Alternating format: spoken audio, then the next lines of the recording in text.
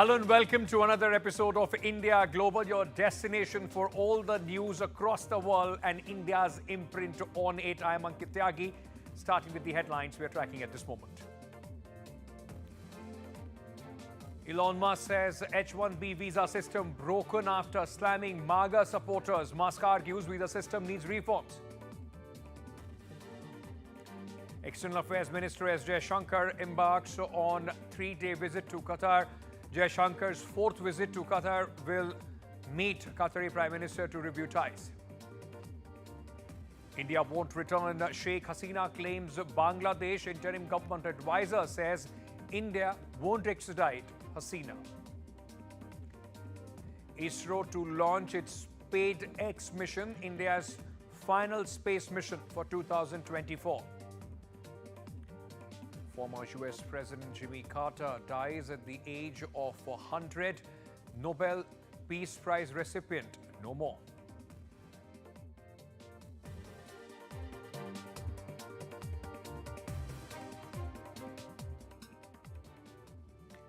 External Affairs Minister of India, S. Jaishankar, will embark on a three-day visit to Qatar starting on Monday to review overall bilateral ties, especially in trade, investment, energy and security sectors.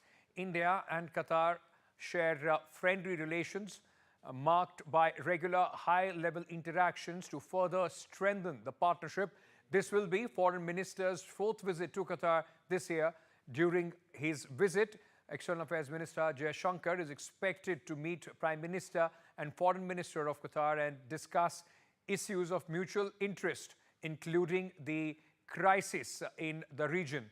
In fact, the developments in Syria and will also be part of these developments.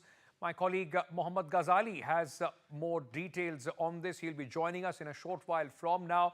But with respect to Syria, Qatar is an important player, and India, as one of the biggest regional players, would also, in fact, want to understand as if what is happening post the fall, the collapse of the Assad regime in Syria. Mohammad Ghazali is with us at this moment. Mohammad Ghazali, how important is this visit? Because, Qatar has been one of the frequent destinations as far as the high-level Indian delegations are concerned, fourth of the External Affairs Minister himself. See, it also needs to be noted that Qatar is one of the strongest economy in the West Asia, also happens to be one of the key mediators when there is a conflict. And also when it comes to India, you remember the Prime Minister also visited Qatar earlier this year, followed by two trips or two visits by External Affairs Minister Dr. Jaishankar. This is the fourth one this year.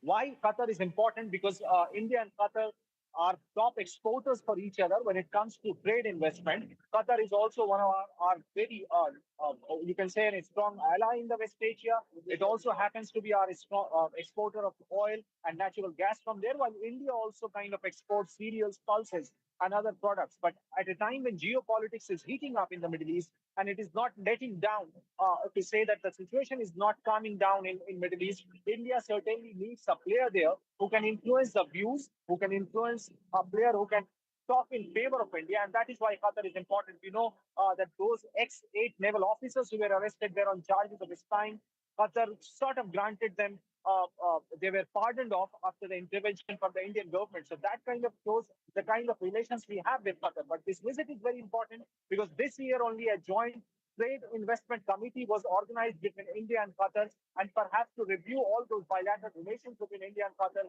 the External Affairs Minister is going there. He already visited a couple of months ago when he was there at Doha Forum last month. He attended the Doha Forum. Now, in this particular trip, the External Affairs Minister is expected to announce major bilateral MOUs with Qatar when it comes to energy sector. Some other sectors where Qatar can also come in and invest in India is going to be the focus of this government. And that is why you see Prime Minister visiting Kuwait earlier, and now External Affairs Minister going to Qatar. And we already had Hardeep Puri, another cabinet minister, meeting the Qataris joint part in Delhi earlier this year. Mohammad Ghazali, thank you so much for speaking to us on the importance of this visit of the External Affairs Minister of India to Qatar. Moving on, ladies and gentlemen, the tragic death of Suchir Balaji, a former OpenAI researcher and whistleblower, has taken a new turn. In a post on X, Balaji's mother has alleged her son's death was not a suicide, as ruled by the authorities, but cold-blooded murder.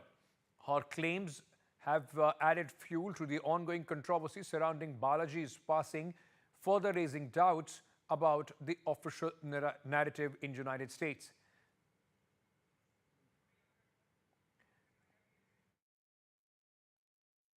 He made plans of going to CES in January. That was the last phone conversation he had with anyone. He went into his apartment, he never came out. There was no suicide note left, and there is nobody else in the scene. That doesn't mean they can just come to conclusion. And we have seen the bloodshots in the bathroom, signs of fight in the bathroom. He made plans of going to CES in January. That was the last phone conversation he had with anyone. He went into his apartment, he never came out. There was no suicide note left, and there is nobody else in the scene. That doesn't mean they can just come to conclusion.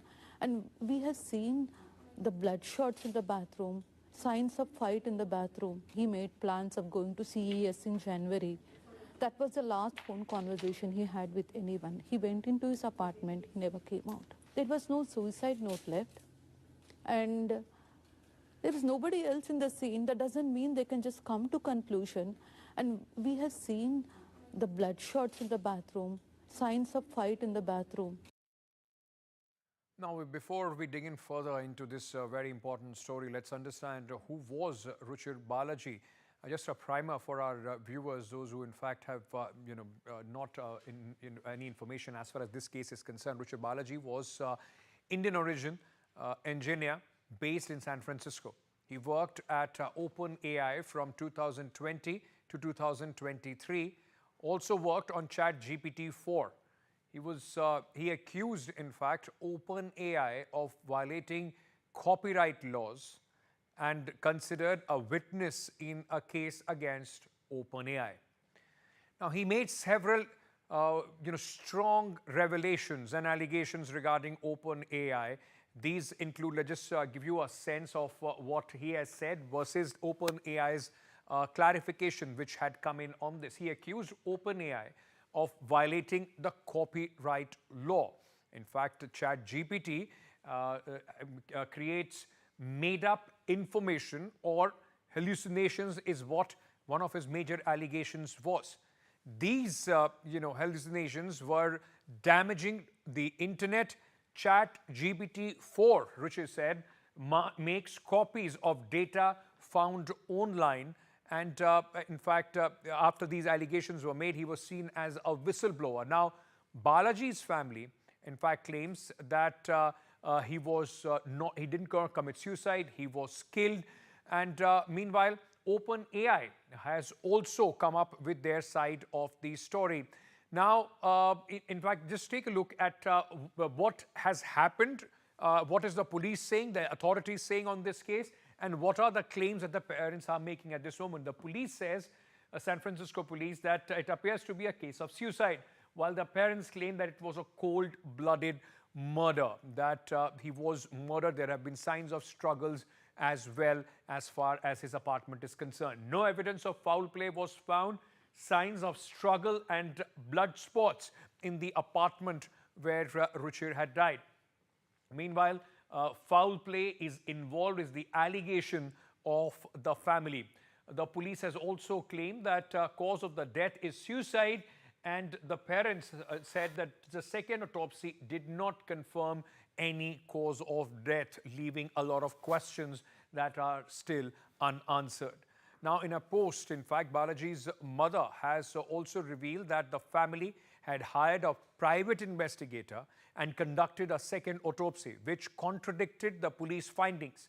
The family's demand for an FBI investigation is expected to put pressure on the authorities to re-examine what had happened as far as this case is concerned.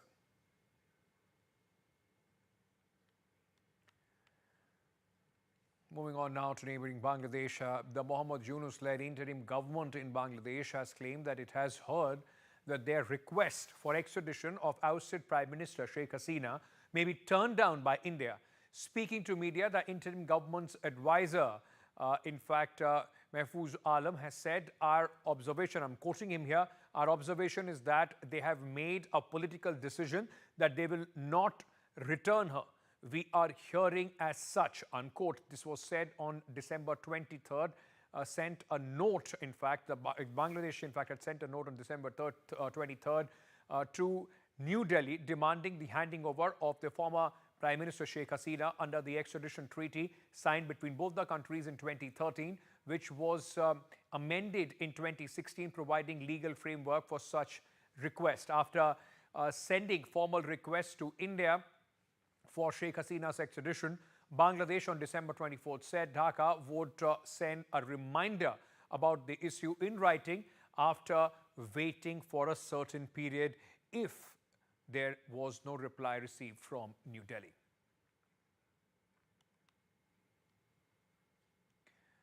All right, let's at this moment, in fact, go across and discuss this topic further. How is it going to impact the relations between India and Bangladesh? I'm being joined at this moment by Veena Sikri, former High Commissioner of India to Bangladesh at this moment, and we are also being joined by Mohammad Kamaruzaman, Syria journalist, TRT, and analyst in Bangladesh. Thank you so much to both of you for joining us. Ms. Sikri, let me start by asking you, we had discussed this note when it was sent to India from Bangladesh to New Delhi, but the fact remains that Bangladesh is extremely keen on getting Sheikh Hasina back. India, so far, doesn't seem, in fact, giving into their request. How do you see this impacting the relationship between both the countries? Ma'am, may I request you to unmute yourself, please? Yes, can you hear me now? Absolutely. Let me say very clearly that the request for extradition, this is a very formal document between India and Bangladesh, and the request for extradition is based on a legal judicial process. I think the fact that the Bangladesh government, Bangladesh interim regime has sent a note verbal, a diplomatic note verbal to the government of India, and is expecting a response to a note verbal, this is just not the way in which extradition agreements are worked. There are a lot of legal judicial documents which have to come with it. The case has to be heard in Bangladesh. There has to be a judicial decision on the case, and then on the basis of that, it comes to the Indian government, and Indian government is fully within its rights to examine all this further within India, including through the law courts as well. So to think that just on the basis of a note verbal, you're going to get a response from the Indian government is completely inaccurate and is not the way in which diplomatic relations are conducted. It is very surprising. Of course, maybe the interim regime has people who are not really very well versed in the conduct of diplomatic relations and the implementation of agreements like the extradition agreement. And that is why they are conducting it through the media. They're more interested in telling the media that, oh, we have sent a note verbal, and oh, now we want to send a reminder, rather than having serious discussions on this subject. And I think the government of India has been well within its rights to just keep quiet and not say anything on a document, on a note verbal, which is absolutely not the legal status of the way in which extradition agreements are conducted or implemented. Right. Mohammad Kamaruzaman, so does that mean that without, in fact, filing for proper extradition, in fact, documents or a request, is the interim government only playing for domestic purposes, domestic politics and domestic audience,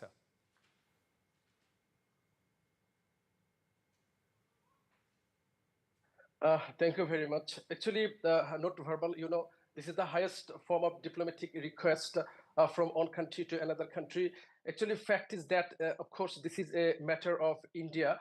Whether India will return Sheikh Hasina or not, this is India's internal affairs. But the fact is that if India does not return Hasina, it will affect on the bilateral relations between these two countries, because some issues are very clear. That is, at least during the 1 month long student movement, and Hasina ousted on August 5, 2024, that means this year. So during this month-long movement, nearly 2,000 people were brutally murdered and many visual available.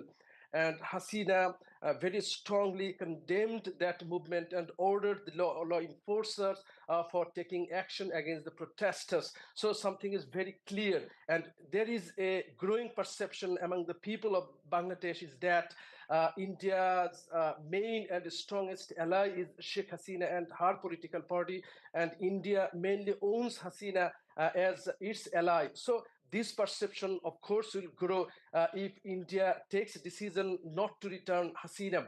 And as the crimes of against humanity and some other killings and human rights violation against Sheikh Hasina is very clear due to many reports and visuals that are also available on social media and mainstream media. India Question, should sir.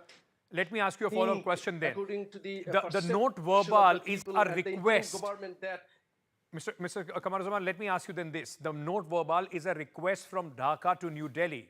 Why is the government of Bangladesh not following it up with filing proper extradition demand as far as Sheikh Hasina is concerned? As at this moment at least, we don't know whether there is any commission of inquiry or any court of law in Bangladesh which is looking into the cases specifically against Sheikh Hasina. What guarantees as far as her safety is concerned? So Bangladesh will have to follow this note verbal through proper documentation. Without that, it just seems that the interim government is actually only wanting to make this noise and propel these anti-India sentiments to grow in Bangladesh.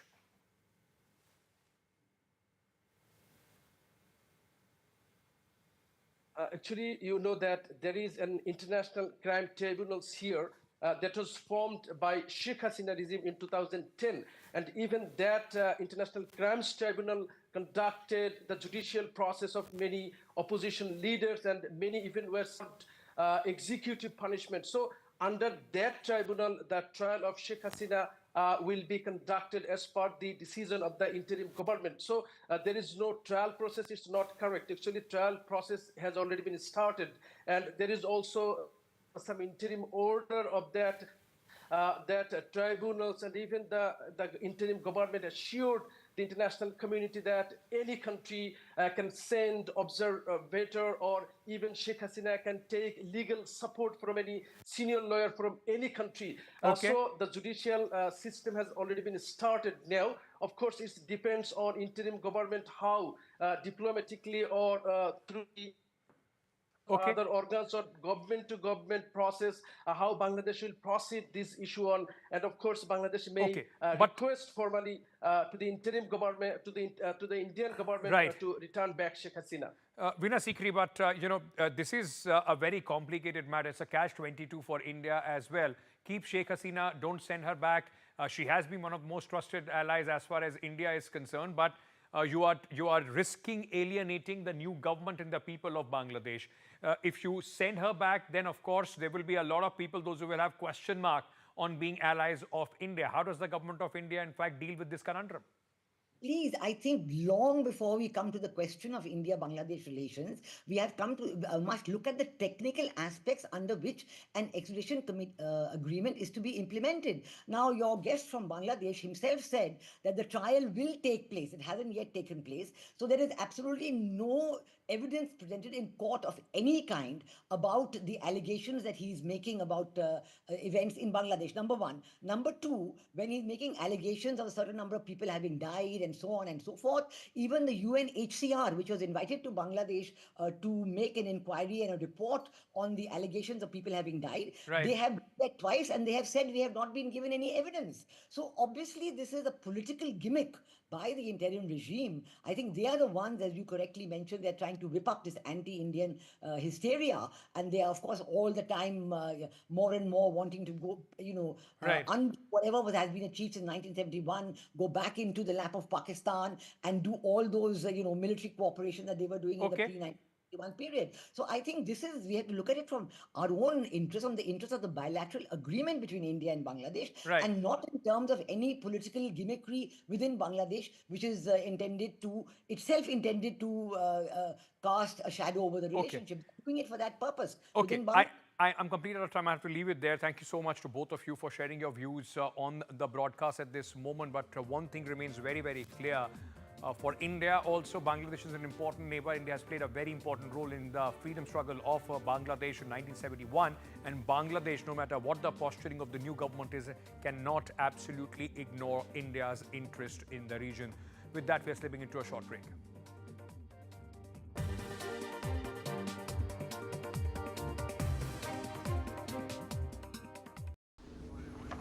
Step into your future with learning that can take you anywhere.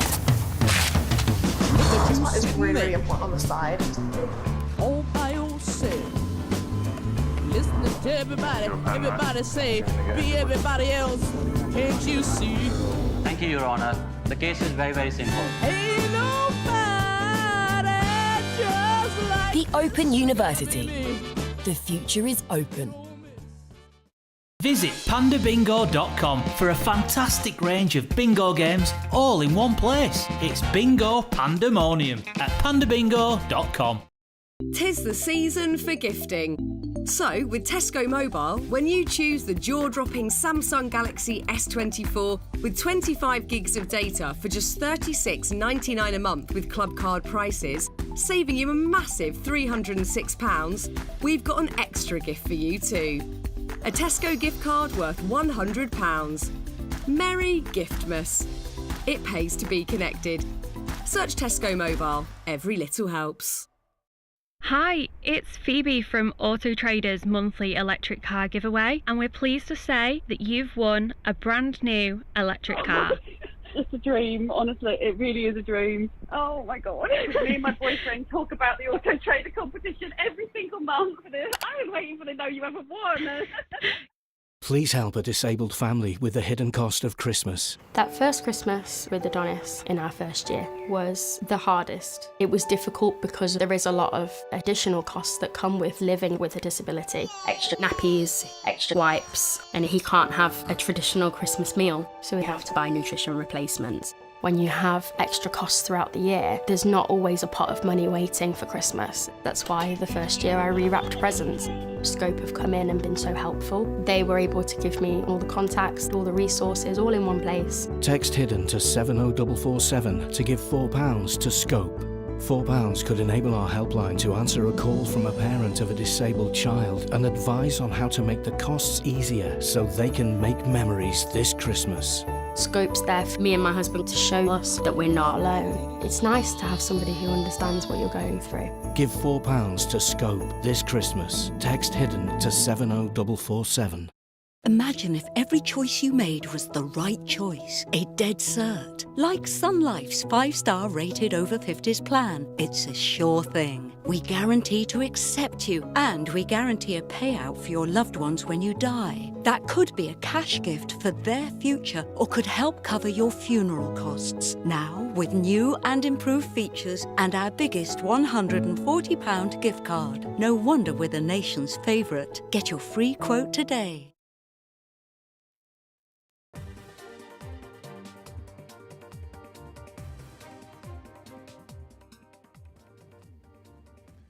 Jimmy Carter, the 39th President of the United States of America, passed away at the age of 100. Carter was surrounded by his family at his home in Georgia. In his final moments, the Carter Center has released a statement. In fact, US President Joe Biden remembered Carter as a dear friend, an extraordinary leader, while President-elect Donald Trump said Americans owe the former president a debt of gratitude. Watch this report to know about India and Carter ties.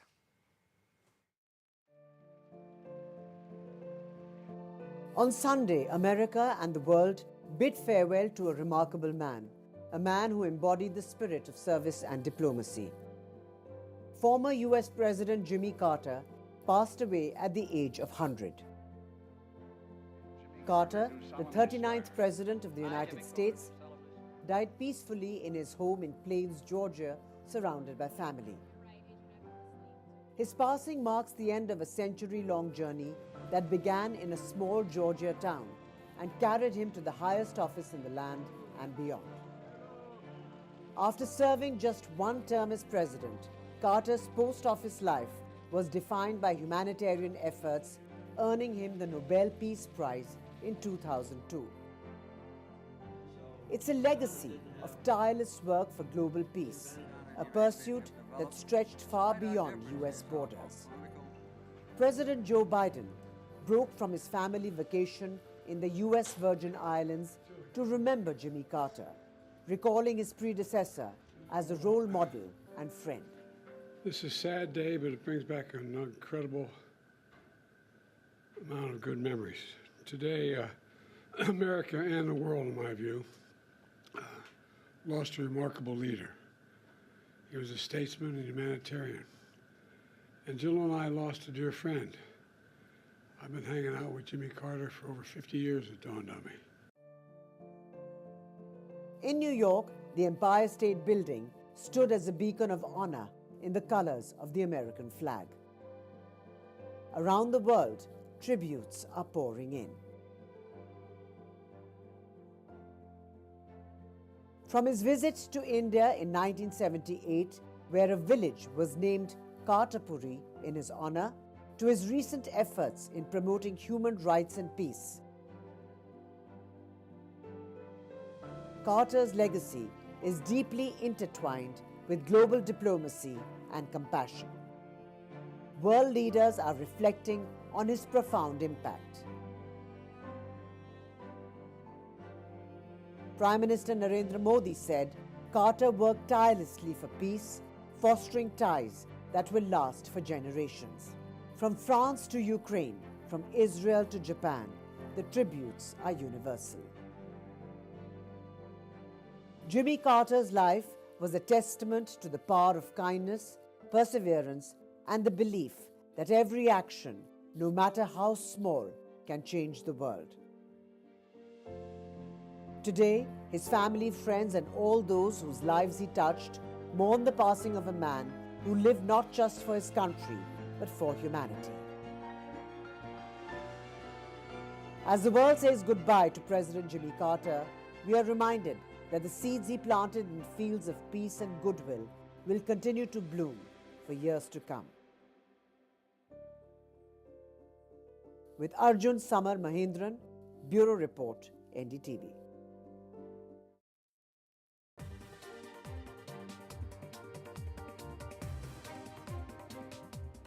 Someone's happy. Get that lucky cow feeling with luckycowbingo.com/bingo. The site that's bursting with beautiful bingo games. 75 ball bingo. Even 90 ball bingo. Fill your bingo boots today. Get that lucky cow feeling at luckycowbingo.com/bingo or download the Lucky Cow Android app from the Play Store. Some things in life you know are going to happen, just as you know Sun Life pays every claim. Choose the nation's favourite today and start our 5-star rated over 50s plan. Call free or go online and get our biggest £140 gift card. You could save money on your energy, broadband and mobile bills and feel more protected when you switch to a better deal. Switch and save now at uswitch.com. Right now, UNICEF is supporting millions of children in emergencies around the world. It's what they do. Teams are bringing emergency supplies to children affected by the crisis in Gaza, healthcare and safe spaces for Ukraine's children, and medical supplies for children in Yemen. £10 could help bring safe drinking water and life-saving therapeutic food. Search UNICEF supplies online or text supplies to 85525. Your support brings hope for children caught in crisis. The Vodafone Big Winter Sale is now on. Get the Samsung Galaxy S24 from only £22 per month plus £30 up front. That's a huge £828 saving. Just one of the amazing offers in the Vodafone Big Winter Sale. Hurry, this deal ends the 9th of January. Vodafone, the nation's network. The Sharps half-price sale is now on. Are your old freestanding wardrobes a waste of space? We'll help you discover up to twice the storage space of ordinary freestanding wardrobes. Trust Sharps to help you fit more in and maximise every millimetre of space. Enjoy more space for less in the Sharps half-price sale. Book your free home design visit today at sharps.co.uk. In today's interconnected world, India's voice is more crucial than ever. When India speaks, the world listens. At NDTV World, we are that voice, bringing you intelligent and insightful news from India and beyond. From geopolitics and diplomacy to economic shifts, migrations, tech disruptions, and the stories of our diaspora. We cover the news that shapes our global future. NDTV World, your new home for global news is here.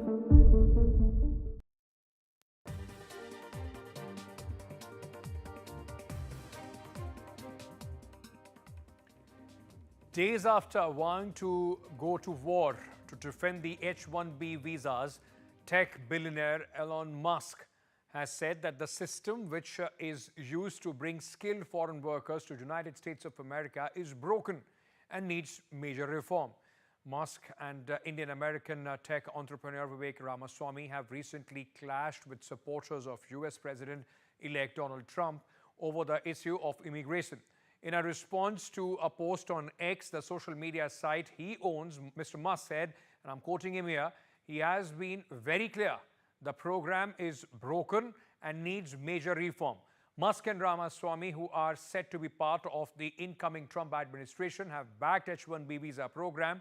Many of Donald Trump's supporters have been increasingly pushing for scrapping the H-1B visa program amid the debate over immigration.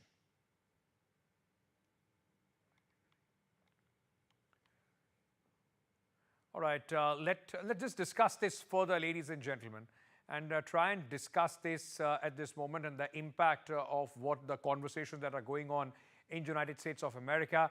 I'm being joined by Suchir Balaji, US immigration lawyer. Thank you so much, Mr. Kedkar, for joining us at this moment. Let me first start by asking you, sir, largely it is being seen, and Donald Trump also released a statement in which he has said that H-1B is good.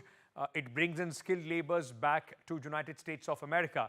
Somehow, a lot of people are seeing Musk, and Donald Trump and Vivek Ramaswamy at this moment at loggerheads with the MAGA supporters. What's happening as far as this entire, debate is going, which is going on in the United States of America? Sure. So yes, we've definitely seen this discussion take a turn that was a little unexpected. Trump has appointed individuals in his staff to oversee immigration who are ardently anti-immigrant. They are the ones with the power to make change and to really affect the lives of H-1B holders and other immigrants in the US. That being said, the level of exposure that Musk, Ramaswamy, and others have brought to this discussion is unprecedented and welcome by many of us who practice in the H-1B community every day and agree that major reform is needed. So what are these reforms that, Mr. Musk is talking about? What are some issues that you see are going to be turned around, or some questions that the new regime could in fact pose as far as H-1B visa is concerned?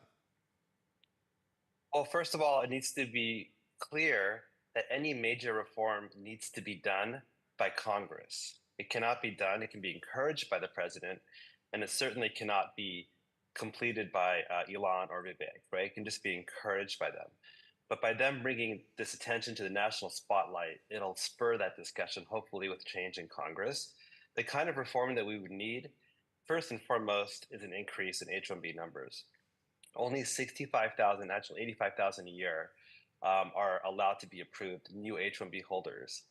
Annually, we have over 300,000 to 400,000 applicants. And so that's a huge loss of talent, mostly Indian nationals who are attending bachelor's and advanced level degree programs in the US, who are struggling to get H-1Bs and find H-1B employment. I mean, the jobs are there for them, the H-1Bs are not. And I think that's the number one place where we can see reform. Right, Karthik Ramakrishnan is also joining us at this moment, political scientist and immigration expert. Thank you so much for joining us here, Karthik. Karthik, let me start by asking you, because we're talking about, as Suchir was saying about the Indian immigrants, in the current, and we are seeing, at least on social media, online, there is a lot of anti-India rhetoric which is going on regarding this H-1B visa at this moment. What are the worries that people have, especially the white Americans have? And, is there a middle way that can be found as far as the H-1B debate is concerned? Thank you for having me. I think, these kinds of anxieties are not new. We've seen it over the years.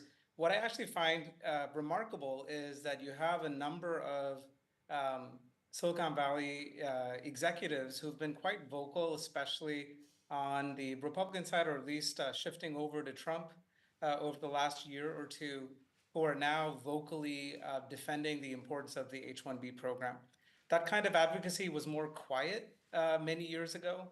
So it's remarkable to see it as loud as it is now. So yes, we are seeing an increase in anti-Indian sentiment, anti-immigrant sentiment being expressed.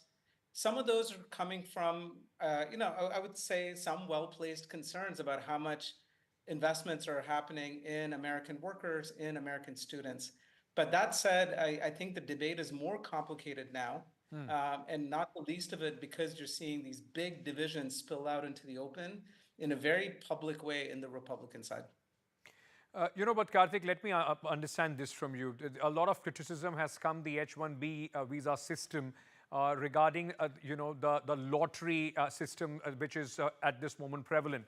It keeps out a lot of people who are genuinely, skilled workers, those who can, in fact, find their place in the United States of America.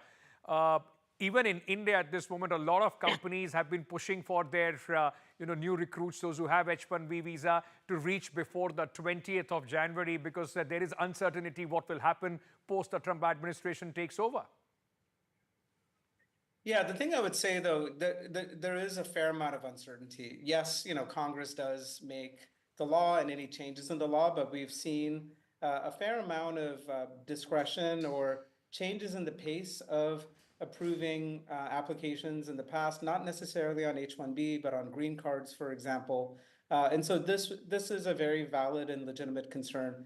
What we're also seeing, though, is that despite a lot of talk and bluster from candidate Trump, you're seeing that when businesses, and especially large, prominent businesses that contribute a lot to the US GDP, get vocal, and it's not just the tech sector, but also the agricultural sector that spoke up when it came to the nomination of Robert F. Kennedy Jr. to Health and Human Services, and he wanted more influence in USDA. So, I think it will be turbulent in terms of the rhetoric, and you might even see some changes, especially with Stephen Miller playing a significant role on domestic policy.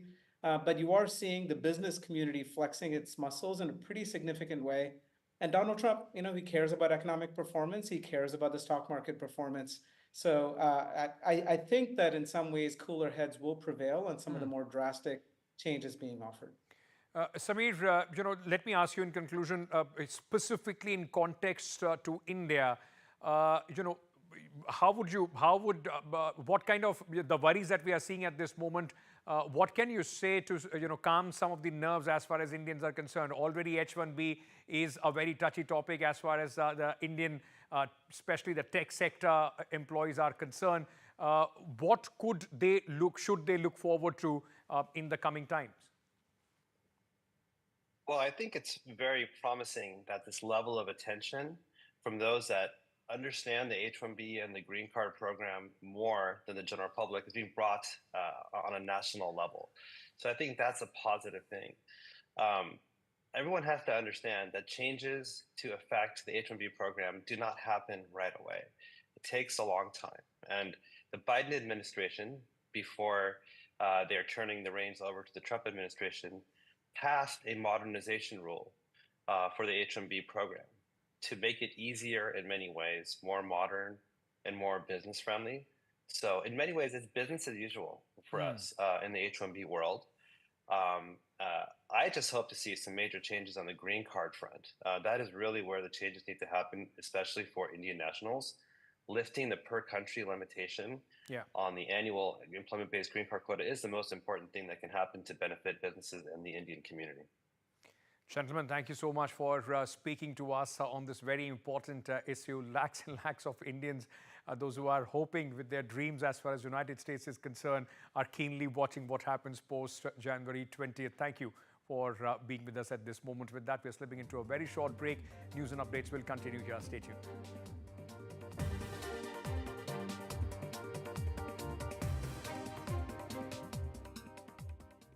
Visit pandabingo.com for a fantastic range of bingo games all in one place. It's bingo pandemonium at pandabingo.com.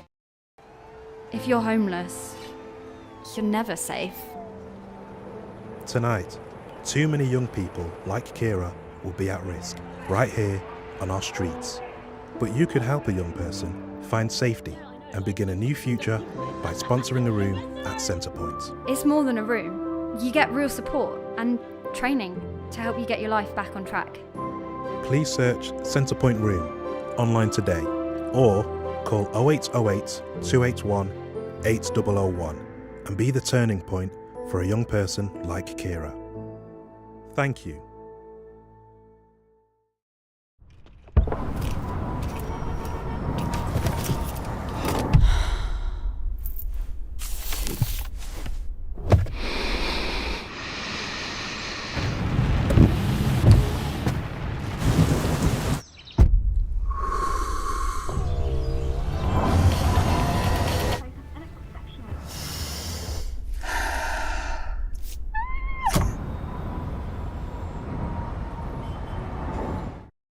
Rebecca always had what it takes to run her own business. But without the money she needed to get started, she was struggling to provide for her children. Her family believed in her friends believed in her, and thankfully someone like you believed in her too, when they gave Rebecca a small loan through Lend With Care to help her grow her business. I used to struggle so much, especially like paying my children's school fees. But after the loan, I was able even to buy uniforms, to buy books, and it's now not a struggle. Lend With Care is a unique way to support people in low-income countries to work themselves out of poverty. You can lend to entrepreneurs all over the world, and when your loan is repaid, you can lend again. It felt great to be able to support my entrepreneur, Maria, to start her own business. I always believed that she would succeed. Go to lendwithcare.org and support an amazing entrepreneur today. In our January draws, players in one winning postcode will each win £12,000 every month for 12 months. Sign up before midnight tomorrow. Hello. How was Iceland? It was good, I guess. Had a few issues here and there. Didn't you check Brighton? No, the sun wasn't bright at all. Iceland, you know. Wait, you don't know Brighton? They must have missed out on some seamless visa assistance. Plus extra baggage allowance and 24/7 customer support. I mean, there's a reason they're rated excellent on Trustpilot. Brighton Travel, making travel brighter.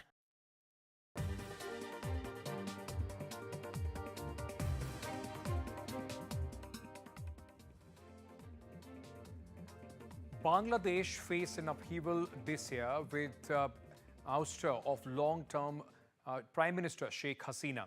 Now, a development that also casts a shadow over its traditionally strong ties with India. The relations could be strained further. Bangladesh now, in fact, seeks her extradition from India. Take a look at how Bangladesh had a year of turmoil in 2024. This was meant to be Dhaka's decade, when Prime Minister Sheikh Hasina would cement her legacy as the leader who propelled Bangladesh to great heights. But 2024 has brought a dramatic turn. What began with triumph swiftly descended into chaos. In January, Hasina stood victorious. She became Bangladesh's longest-serving Prime Minister after a landslide win over rival Khaleda Zia in the Battle of Begums. Hasina oversaw impressive economic growth, with GDP soaring from $100 billion in 2009 to $460 billion by 2022. But cracks began to show. In June this year, protests erupted after a Supreme Court ruling reinstated a controversial 30% quota for descendants of freedom fighters. What started as peaceful protests quickly turned violent as students demanded merit-based opportunities, clashing with Hasina's supporters. By July, the government's response grew harsher. Tear gas, curfews, and shoot on sight orders became routine. The nation teetered on the edge. On 5th of August, Hasina, once untouchable, fled into exile as the violence spiraled out of control. Over 1,500 people, mostly students, were killed in the unrest. What began as a political fight had evolved into a call for sweeping change.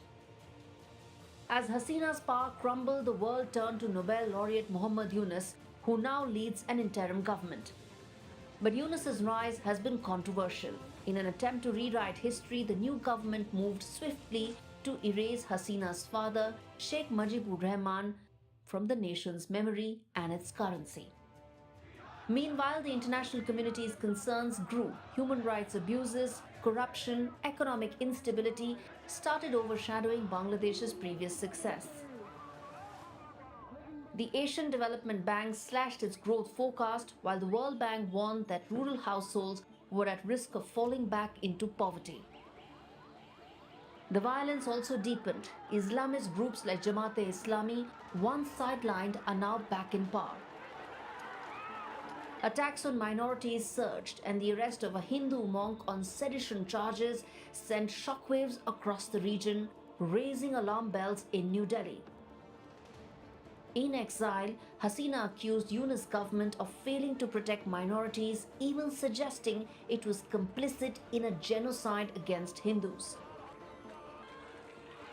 The most startling shift, however, is Bangladesh's new geopolitical direction. After decades of tension, Bangladesh is drawing closer to Pakistan. The two nations have resumed trade, reopened flights, and are now considering joint naval drills. The 2025 visit by Pakistan's Joint Chief of Staff to Dhaka, the first in over 50 years, has sent shockwaves across South Asia. For India, this is a major red flag. As military ties between Bangladesh and Pakistan grow, the balance of power in the region is now at risk. As the year comes to a close, all eyes are on Muhammad Yunus. Will he indeed conduct elections and lead Bangladesh back to democracy? Will the country survive 2025, or will it be another dark chapter in the country's history? Arjun Samar Mahendran for NDTV World. Indian Space Research Organization ISRO will in fact bring 2024 to a close with a mission that is a critical step towards achieving several future goals, bringing back a lunar sample, setting up a space station and sending a human being to moon. On Monday, that is December 30th, in fact, ISRO will demonstrate for the first time its ability to bring together and join two satellites in space. The SpaceX, in fact, space docking experiment mission will be launched at 10 p.m. at ISRO's workhorse PSLV rocket. In fact, lifts off from the first launch pad of the Sriharikota space port. In fact, the fourth stage of the launch vehicle will be used to later as a platform to carry out 24 experiments, including several by startups in the country. Let me very quickly, for more on this, go across to my colleague, senior colleague Pallav Bagla, who is joining us at this moment. Pallav, another great chapter as far as the history of ISRO is ready to be written. Absolutely. It's a launch of the workhorse rocket polar satellite launch vehicle. The countdown continues. The liftoff is expected at 10 p.m. sharp. It's a launch with innovation written in big bold letters. From the rocket to the satellite to the experiments by startups, it's all about innovation. For the first time, India will attempt a docking experiment in space, meaning two satellites will be brought together, docked, undocked, all trying to master this very critical technology which only Russia, America, and China have been able to master till date. This is required for India's Chandrayaan-4 missions and the most ambitious Bharatiya Antariksh Station, which will come up by 2035. A very critical learning step for ISRO in this SpaceX or the space docking experiment. And the whole mission is very, very innovative, and ISRO is learning many things on this one single mission. Thank you so much, Palla, for joining us with those important details of this landmark mission that India is ready to embark on. Moving on now, while India entered 2024 with ties with Canada on the rocks, relation between both the nations took a sharp nosedive in the second half of the year after Ottawa linked several Indian diplomats, including High Commissioner Sanjay Verma, to the murder of Khalistani separatist Hardeep Singh Nijjar. Now take a look at this report to understand how the relations between both countries are on a very shaky platform in 2024.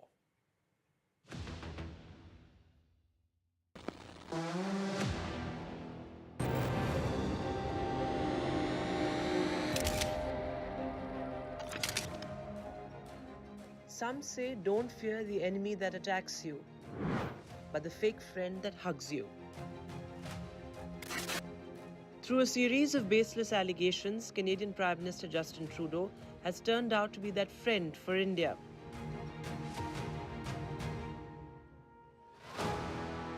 India-Canada relations were already in a downward spiral when the Trudeau government came out with something that shook the foundations of the bilateral relations.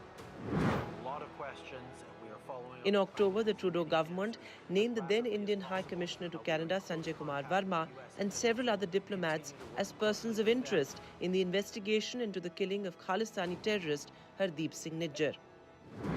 It is obvious that the government of India made a fundamental error in thinking that they could engage in supporting criminal activity against Canadians here on Canadian soil, whether it be murders or extortion or other violent acts. No country, particularly not a democracy that upholds the rule of law, can accept this fundamental violation of its sovereignty.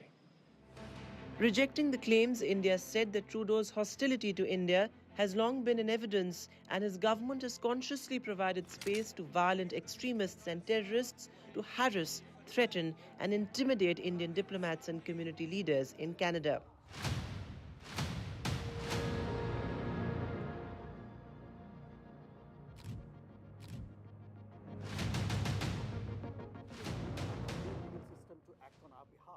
Verma, now withdrawn by New Delhi, has accused Trudeau of wrecking the bilateral ties and reiterated that the Canadian government's allegations are politically motivated. The controversy first erupted in September 2023 when Trudeau linked the Indian government to the killing of Nijjar. New Delhi had termed the allegations absurd and politically motivated. A month later, Canada pulled out 41 diplomats from India and also halted its visa and consular services. Cut to April, slogans of Khalistan Zindabad were raised in the presence of Trudeau at a Khalsa Day event. In July, a temple in Canada's Edmonton was allegedly vandalized by pro-Khalistan activists. India has repeatedly said that Canada has not been able to present any evidence to back its claims over Nijjar's killing. In fact, Trudeau himself contradicted his strong claims by saying this. Their asks of us was, well, how much do you know? Give us the evidence you have on this. And our response was, well, it's within your security agencies. You should be looking into how much they know. You should be engaging. It's, oh, no, tell us what you know. Show us the evidence. And at that point, it was primarily intelligence, not hard evidentiary proof. The hullabaloo around the whole controversy has deeply affected Trudeau's popularity. Consider this. According to a survey, nearly 40% of Canadians feel that the Trudeau government hasn't properly handled the bilateral relationship with India. To add salt to the wound, the poll also found out that 39% of Canadians believed that ties wouldn't improve till Trudeau was the Prime Minister.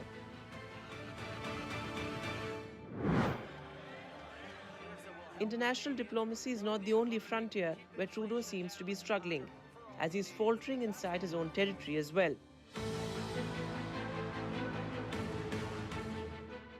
His Liberal Party looks set to lose power early next year after more than 9 years in office. The Prime Minister is under increasing pressure from dozens of his own legislators to step down and let someone else take over. Voter fatigue as well as anger over high prices and a housing crisis seem to be driving the discontent towards the embattled leader.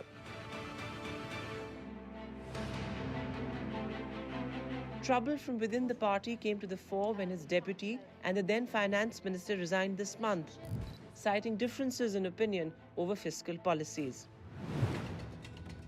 That's not all.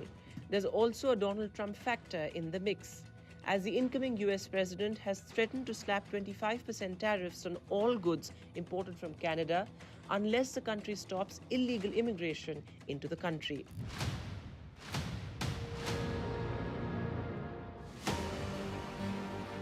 This friction against Trudeau seems to have benefited one person in particular, Pierre Poilievre. Polls suggest that the opposition leader is a preferred choice of Prime Minister, with many Canadians believing Trudeau should resign. The Canadian Prime Minister seems to be on borrowed time. The clock is ticking away faster each day. The question that remains is how long he can delay the inevitable of vacating his chair, a chair that seems to be riddled with thorns. This is Vishal Vivek for NDTV World.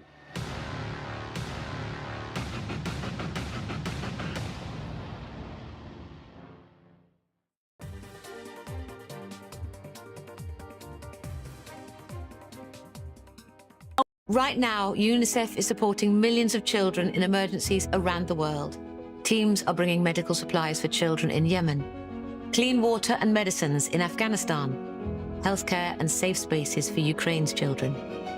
£32 could help provide a health worker with a large first aid kit. Search UNICEF Supplies now or text SUPPLIES to 61145 because your support brings hope for children caught in crisis. Some things in life you know are going to happen, just as you know Sun Life pays every claim. Choose the nation's favourite today and start our 5-star rated over 50s plan. Call free or go online and get our biggest £140 gift card. You could save money on your energy, broadband and mobile bills and feel more protected when you switch to a better deal. Switch and save now at uswitch.com. Please help a disabled family with the hidden cost of Christmas. That first Christmas with Adonis in our first year was the hardest. It was difficult because there is a lot of additional costs that come with living with a disability. Extra nappies, extra wipes, and he can't have a traditional Christmas meal, so we have to buy nutrition replacements. When you have extra costs throughout the year, there's not always a pot of money waiting for Christmas. That's why the first year I rewrapped presents. Scope have come in and been so helpful. They were able to give me all the contacts, all the resources, all in one place. Text HIDDEN to 70447 to give £4 to Scope. £4 could enable our helpline to answer a call from a parent of a disabled child and advise on how to make the costs easier so they can make memories this Christmas. Scope's there for me and my husband to show us that we're not alone. It's nice to have somebody who understands what you're going through. Give £4 to Scope this Christmas. Text HIDDEN to 70447. However your home uses the internet, EE has the perfect Wi-Fi for you. We've got full fiber for only $30.99 a month, perfect for binging all your favorite shows. Keep your whole home seamlessly connected with the UK's most reliable broadband technology, powered by BT. And if that's still not enough, you can upgrade to Wi-Fi 7, where everything you love works better. We'll even handle the switch for you. No wonder families choose EE. Search EE